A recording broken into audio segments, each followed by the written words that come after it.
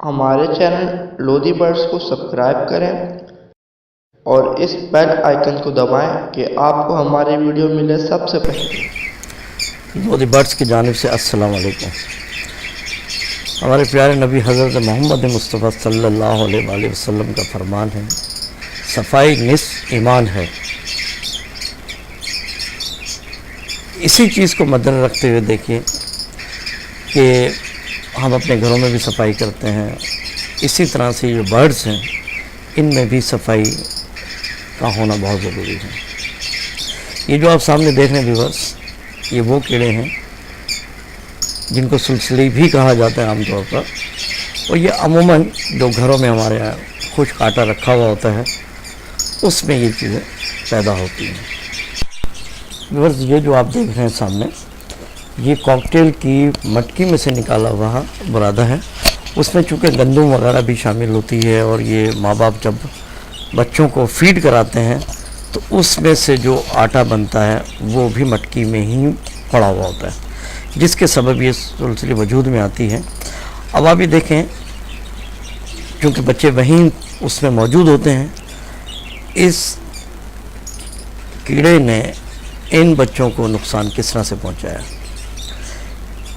یہ آپ سامنے دیکھ لیں، جو گول دائرے کی شکل میں دکھایا جا رہا ہے، یہ چپکے ہوئے بھی ہیں اور بعد کاٹ لیتے ہیں ان کو، جس کی وجہ سے زخم پیدا ہو جاتے ہیں۔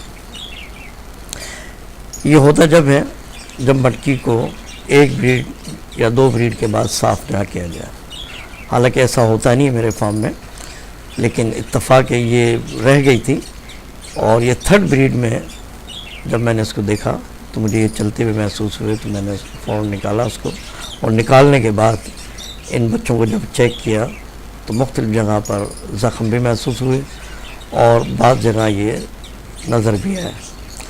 تو آپ نے کرنا یہی ہے، آسان سا طریقہ ہے کہ جو چپکے ہوئے نظر آ رہے ہیں ان کو ہٹا دیں، صاف کر لیں، اور کہیں زخم اگر کہیں زیادہ ہے تو اس کو بھی تھوڑا اچھی طرح سے صاف کر دیں۔ ان بچوں کو چونکہ میں نے انیشل اسٹیج پر چیک کر لیا تھا، جس کے سبب یہ چیزیں مجھے دکھائی بھی دے گئی، اور یہ انشاءاللہ تعالیٰ یہ صحیح بھی ہو جائیں گے۔